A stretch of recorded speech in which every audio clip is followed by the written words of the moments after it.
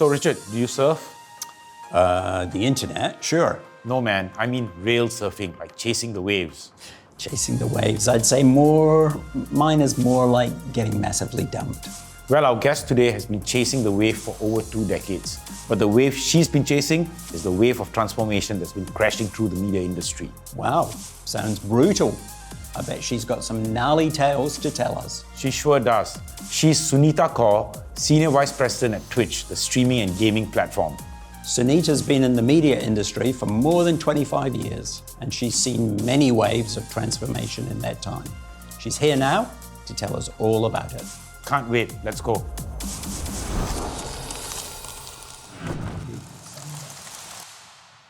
Hello, and welcome to TransformAsians podcast. Today's guest is Sunita Kaur. Welcome, Sunita. It's great to have you on board with us today. It's wonderful to be here. Thank you for having me. I think we're going to have a really interesting conversation today. So we're going to start the podcast by asking you, I guess, a bit about your journey. So over the last 25 years, you've worked in a whole range of different parts of the media industry. Maybe you could tell us a bit about your journey and what you've seen on that journey and the changes that have happened. 25 years, where did it go? Yes, I started my career back in 1996. Education was as a political journalist. You fast forward that 25 years and what I do now is very, very different from what I was schooled to be. But what a journey it has been indeed. And, as I look back, I think, well, I spent my first 10 years in print and lived through for anybody out there who remembers the 1999 dot-com burst, oh, yes, right? When that beautiful bubble burst the first time around. But by the time 2005 came around, I think for a lot of us on the print side, magazines, websites had started to gain traction and gain users, and that I think was when the real, true digital media ride began. Right. And I had a very sort of determined mind wanting to move to the media, to the digital space. Mm-hmm. So left my print job. In fact, in the last job I quit, my boss had said to me, "What are you doing? The internet is a fad." And this is back in 2005. Okay. So which doesn't seem that long ago. But, I started my journey with Forbes and then sort of moved on to Microsoft. And again, looking back, Microsoft at that point was pulling everything in-house. They had MSN, they had Messenger, they had Hotmail. And really, I did think I would spend a long time at Microsoft, but it was actually my shortest stint because my manager at that point in time was one of Facebook's first hires. So, I then started the really interesting journey of social media with Facebook, music with Spotify, and now live streaming and gaming with Twitch. Wow. Yeah.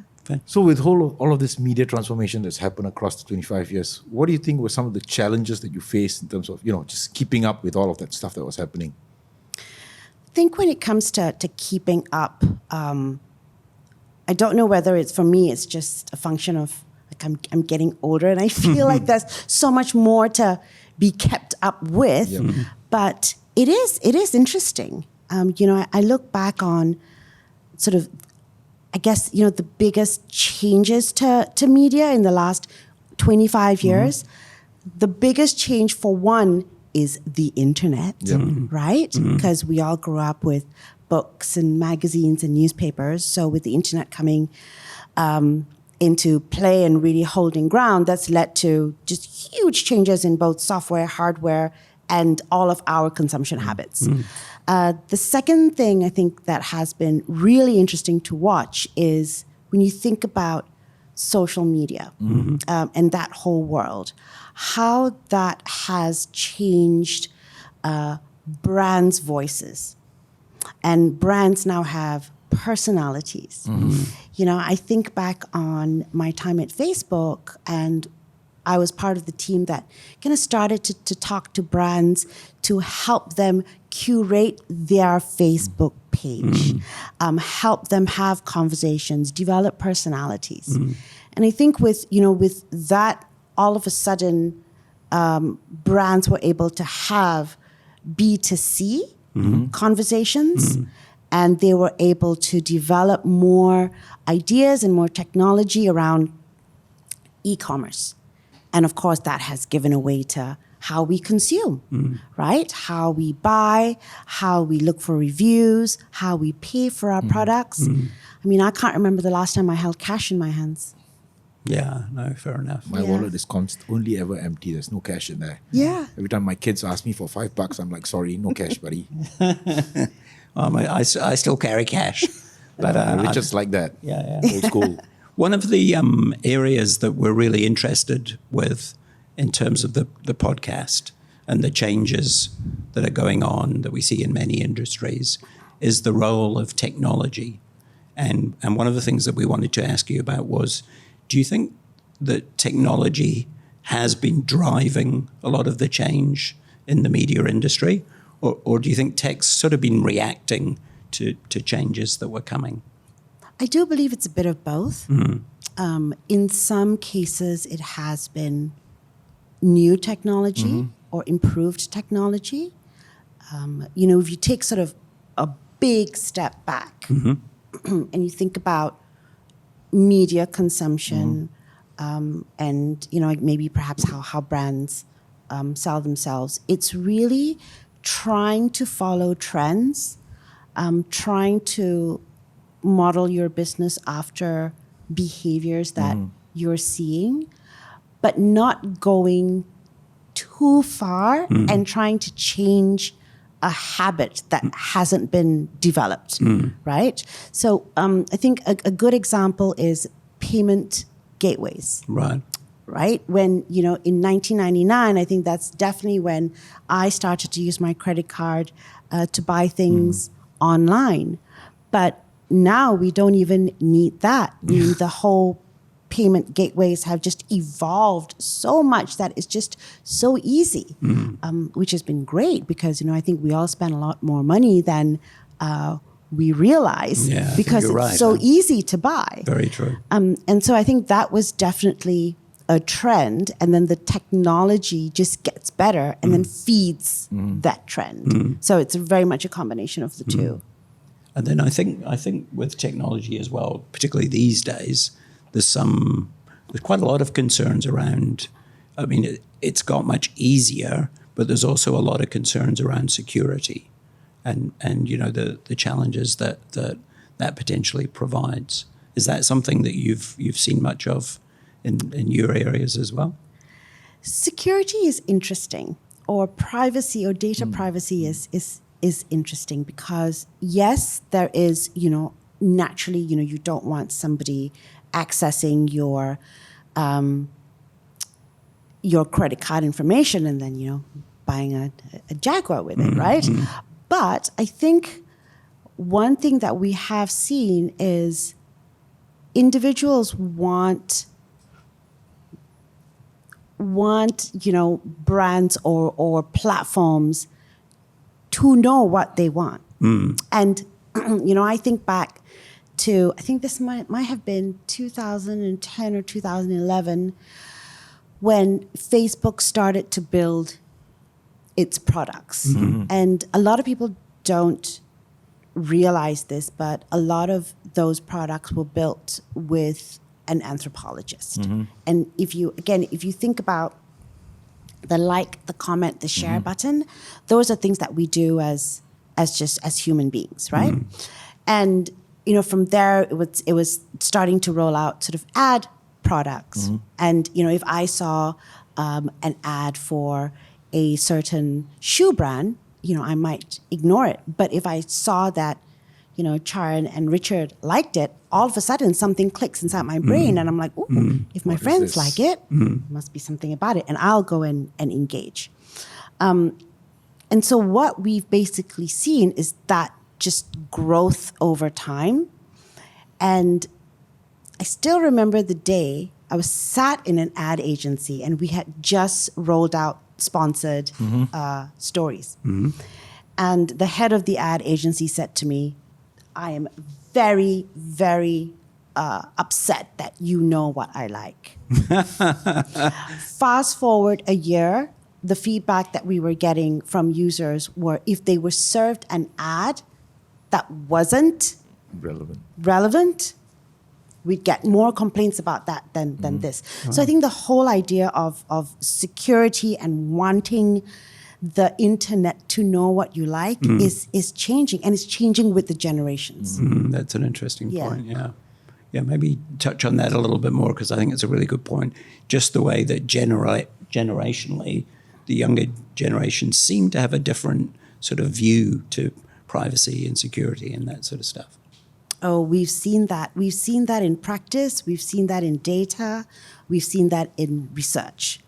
As the generations go by, again, I remember reading a piece of research. This is a good 10, 15 years ago, but I'm pretty sure it's relevant today, where, the Gen X's, which is us, Yes. we were willing to part with about 15% of our data online, but the Gen Zs were willing to part with 85% of their data online. They trust the method. We're immigrants, they're natives. Yeah. So it's just a very different way of thinking. Yeah, but that also opens up a lot of possibilities for what media firms can do with that kind of data. Once they have access to all of that, the kind of wonderful things that you can deliver. I'm a big fan of, personalization and all that we can do with data. Unfortunately, there have also been some scandals, particularly with Facebook. I think that's the most significant one. That means that, a lot of people have taken a step back and looked at it and said, do we really want to give up all of our data? Do you think that's going to have some kind of an impact moving forward, or you think we're just going to forget that and move on and say, give me whatever you can? Don't you feel we've already kind of forgotten it and I think moved we have. on? We really have. I think Exactly. the world has forgotten, and it goes to show with the kind of algorithm you've got with TikTok. It's amazing. I spend half a day on it, and the next day, it's spot on, knows exactly what I want, even though I haven't really spent, in my opinion, that much time on it. But it's fascinating. I think the point also that you made before about, when social media started to develop strongly and consumers could start to talk directly to brands, and that's a very, very different kind of relationship, isn't it? Where brands, not only are they interacting with consumers directly, but they're kind of hearing from their consumers in terms of what matters and what they want. Oh, it was such a turning point in so many ways. Loyalty took on such a different sort of, way of sort of thinking about a brand. All of a sudden, that brand was a friend. And that was always, when we used to spend time with, like a Unilever or a P&G, it was like, talk like they're your friend, because, you will have much deeper loyalty to a brand that that you believe in. And, if a brand was funny or endearing, it just worked even more. It was even more powerful. So there's just so many different ways to approach it. And what you've been doing latterly with Twitch in the gaming and streaming space, it's kind of an even, gaming always strikes me as an incredibly kind of loyal sort of space. The gamers are a kind of tribe all of their own. Oh, yes. Yeah, have you interesting experiences with that sort of thing? It has been the most incredible 3.5 years of learning, because it was, you read a lot about esports and gaming and live streaming, but looking under the hood, and then of course with COVID, when we were all trapped in our houses and really looking for community and connection, all of a sudden that person on my screen who I could talk to via chat and talk to a whole, hundreds of other people, it just, I think it meant a lot to a lot of people.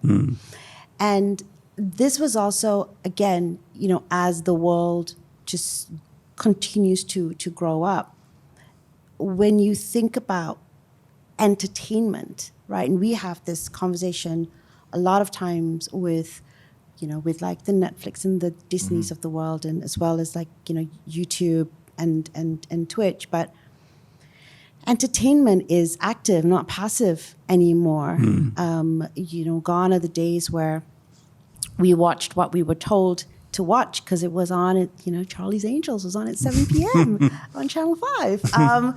But now it's like I will watch what I want to watch when I want to watch it. And the next phase of this is I will watch and I will interact. Yes. So we're definitely seeing, in a world of gaming, music has also starting to go down that route where we're seeing more live streams from artists themselves, like Mike Shinoda from Linkin Park did a huge global stream, and we were surprised at how much interaction there was, where he shared like the method behind songwriting. Wow, okay. So it's that people are getting deeper in each other's lives, and that's entertainment. I mean, it's an evolution of, you can't turn on the TV now without just reality TV all over the place, that we've forgotten that it's reality TV. That's true. Yeah, that's very true.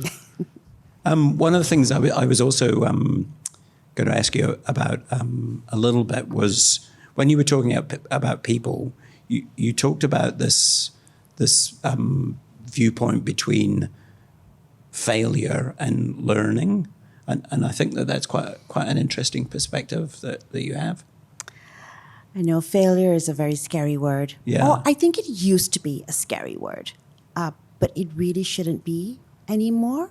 I think more and more companies are encouraging failure because it's really the best way to learn. I mean, you don't want to fail. And so now, they don't use failure as much as maybe a calculated risk, right? Where, you want to do something, but it's more than your gut. And it's in almost every scenario nowadays, it's, yes, we want to test this, and if we fail, it'll help us to iterate and make it better. But you don't want to fail. It's the Goldilocks of failure. You don't want to fail too little or too much. You want to fail just perfectly. And Perfect failure. Perfect failure. Oh, no, that's nice. And with that comes the data. And so if your guy is telling you something and you're like, all right, well, I think we should do this. But then, we will do things like benchmarking studies. We'll do focus groups. We'll go into the back end of the system to try and look for little nuggets of encouragement and information, almost to like back the fact that, yes, we can test this to a limit. So it is failure that it's encouraged. Most of us feel like it's the best way to learn, but there are guardrails. Absolutely. And there's calculated risk around it as well. Fast failure, that's what we say. Yeah. Fast failure, Absolutely. yeah. It's something that we've been looking at a bit, particularly you. I've just gone through a project which I believe has failed internally, but I think there's a lot of learnings that come out of it as well. But it was important to recognize quickly that we failed and rebootstrap everything up and get going again. Yeah. That's the way we look at it. It's a really different way of looking at things, though, because failure. I think of all my time through the industry, failure has never been something that's either been. It's certainly not been positive, and to a large extent, it's not been encouraged. You know what I mean? I think, I to be do. honest, culturally, we're still not really ready to fail. At least in Singapore. Culturally, it's not really that accepted. But there are companies out there that are encouraging it, and that's a good thing, especially if you're working in the digital space. Then you've got the data that you can look back at and say, this is what we can learn from it. But if you don't, and you just go with blinkers on, then you're not going to learn anything from failure, and that's not good either. And what about some of the some of the startups that you've been involved in? I realize that you've done a bit of work there as well. What are some of the stories from that you can tell us? Oh, the stories are many. I'm sure. I think it's definitely one of my most favorite things to do. As I look back, I mean, I started at a lot of these companies when they were startups. I mean, gosh, when I started at Spotify, there were two of us. And we ran the company on my credit card, which is hard to imagine, but that's how startup-y. Did you get the points? We were. I did it for the points. And it's such an energizing community when you see the ideas that people come up with are just I have a lot of why didn't I think of that moments. But the one thing that we always talk through, and this is definitely a lesson that I have learned over and over and over again, if you are in any startup community, if you're building anything, it goes back to habits and utility, right? And so just answer those two questions as you start. One is utility. How useful is this going to be? And changing a habit is very, very difficult. So just try and latch onto something that is growing, or, like we always say, find a new way of doing an old thing. Because you'll see the biggest startups in the world are exactly that. Yes. The whole world of live streaming, streaming in general is watching telly. Yeah. Right? Music is Spotify and Apple Music is listening to music. Yep.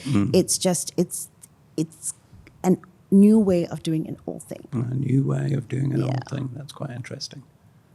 Yeah, we do a little bit of work advising startups, and one of the areas that we talk about with them a bit is trying to get the consumer value proposition right, because it's as they go through their journey, it's often that it needs to change, and they need to pivot a bit as they learn more, and I guess as they fail. And that's kind of a sensitive territory for some startup founders, because it's their baby, I know. It's working with founders is always interesting. And again, as the company gets older, how some founders want to stay, some founders feel their baby's a teenager and they should let it go. I think one recent, because again, I know we talk so much about transformation, about trends, about how the world is changing. One thing that I've seen recently, which just makes me happy, is I've started to work with a couple of startups who are starting to need old school process. Wow. Right? That's interesting. Because you're still running a business. There are certain business fundamentals that will never change. You need a P&L. You cannot run a business with love and fairies. And so, a lot of those old school disciplines, Yes. I'm starting to do a little bit more work with startups on that. And again, it's very impactful because, again, you have a generation that's just so energized by ideas, but they're forgetting about the fundamentals. That's a journey that you've been through, isn't it? The startup journey. I have, Yes. and the good thing is I was a lot older as well, so You're right. P&L was always on the cards. Always, never forgot that. But that's fantastic. I think talking about the new generation and the new kinds of technology as well, it'd be fascinating to hear your point about your thoughts on what AI might be doing to the whole media industry and where that might be going. Oh, AI. I think it's been the last, 6 months, year, because we were all hot and heavy with the metaverse. Yes. And Yes, what happened to that? I don't know. It'll be back. At It's some still point. there. It'll be back. It's still there. It was like metaverse and all of that. I mean, I'm a huge, huge fan of blockchain. I just think, we just need a couple Use cases. more use cases, bigger pieces of meat that we can sink our teeth into. And then, ChatGPT came out of the blue and, it was all about AI. And so now everybody, that's the hot ticket. And it's very natural. I think, we tend to overcorrect and find use cases. And then over time, we'll dial it back and we'll get it right. But saying that, I have to admit that with AI, what I've seen in the music industry is probably has been the most exciting. Not surprisingly, Korea has come up or launched a couple of big AI bands. Wow.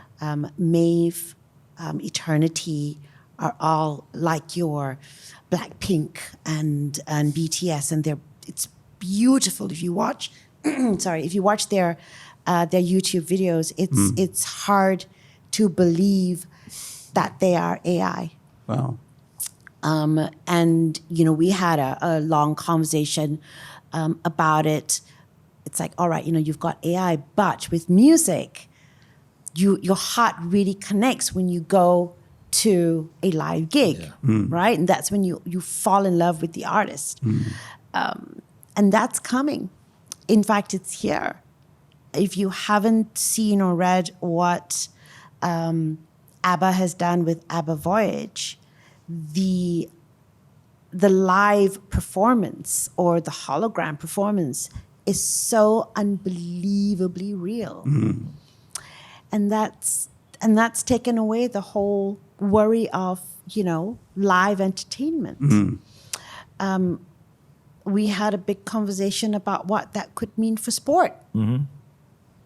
If you had a football game with the best of the best playing each other, people would lose their minds. Yeah, that just blew my mind. I never even thought of that. Yes. That's right, actually. The ultimate football game. I mean, so it's ideas like that around AI and entertainment.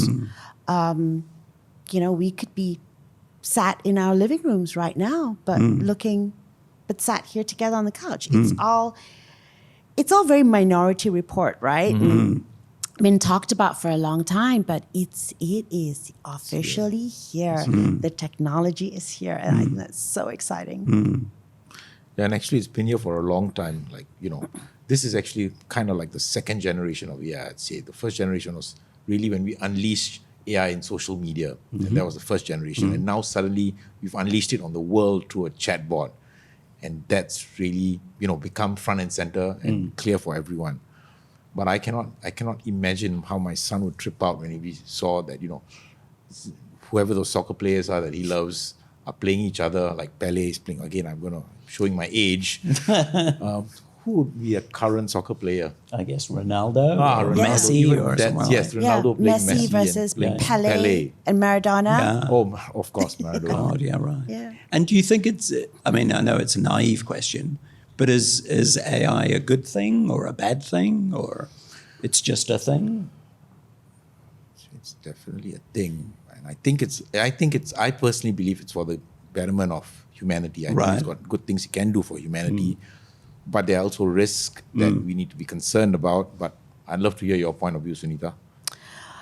I mean, I'm a complete geek. So I love these things. I mean, I have volunteered to have myself microchipped for health reasons, because it's just, there's so many other amazing cases for technology out there. And so I had gone to this conference, and there was this gentleman who in Singapore, actually, they're out in Biopolis, but they have a chip that they can insert just in your wrist. It's a little tattoo to mark where it was. And what you do is they calibrate everything. Your blood pressure, your cholesterol, your everything. And as you're walking along, if for any reason something spikes or you start to get a bit sick, maybe your heart has a little, skip, you get an email Oh, wow. and a doctor's appointment. Gee whiz. I'm like, sign me and my hypochondriac self up. So The worried well, I think it's Exactly. called, isn't it? yes, Yeah, it's yeah. just and that's just the tip of the iceberg. But I do think that AI will lead to other more interesting things. Yes, I mean you've got the whole world of sports and entertainment, but it's going to change shopping completely. You know, where I can be in a shop trying on things and seeing exactly what I look in them, exactly if it fits, and then putting them in my cart. As with everything in life, there will be an impact on, you know, the older school of the way that was done. But I'm excited for the future. Yeah. I mean, certainly at our office, most of us are using certainly ChatGPT every day. Quite a lot of our team are using the visual AI tools as well. And it seems to be something that's just being incorporated into every day. You know, I even think over when I was away over Christmas, my daughter's boyfriend, he was using ChatGPT as his kind of primary search engine. Yeah. You know, and I think that again, that younger sort of group who just don't think twice about it, they just sort of embrace, which is a very different way of thinking about it. Yeah. Absolutely. I mean, again, I remember about 3 years ago, my mother complaining that her children never call her anymore. And we were like, yeah, Mom, you got to get WhatsApp. That's the only way. And now she loves it. Yeah. Right? And it's just evolution. I'm going to get a voice AI to call my mom every day. That's what I'm going to get organized. There's money to be made in that product, I think. It's a brilliant idea. I never thought of that. Unfortunately, we're kind of running short on time. I mean, we could keep chatting about this for quite some time. We always ask our guests, and this isn't easy, if there's one kind of thing that you want to sort of leave the audience with in terms of the change that you've seen, or you think the change that's coming, what do you think that would be? I know change is a scary word. Yeah. Right? No matter what you're doing, no matter how old you are, change is a scary word. I've always hoped that people make change at their own pace. It's the best way to get comfortable with change. So if it's, needing to take a leap in your business, needing to learn about how to read trends and data because it's going to help inform decisions, there's two ways. You could either kind of jump into the deep end of the swimming pool and just learn it yourself, or, and I've done this before, surround yourself with people who do love it, who can help you, because over time, it's just like learning to walk. You'll spend time with them, you'll grow to love it, and then you'll develop that love for whatever you need to learn. So just make change your own, but don't ignore it. That's kind of all I hope for. Well, that's a fantastic final thought to leave us with. I particularly love that idea of perfect failure. I think that's a fantastic idea. I've always been a firm believer that if you don't face up to change is going to smack you in the face. But that said, there are always different perspectives on how to deal with it. I'm the kind of guy who jumps into the deep end of the pool, but I think your point is also very refreshing. You can take it easy. You just need to kind of imbibe change, surrounding yourself with what you need to do, and the kind of people that will encourage it as well. So that's fantastic. Thank you so much. Yeah, that's been a brilliant conversation, Sunita. Thank you so much.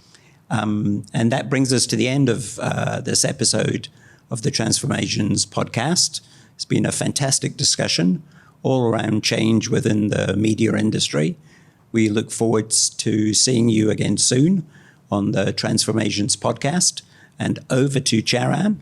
Thank you, and don't forget to hit like and subscribe.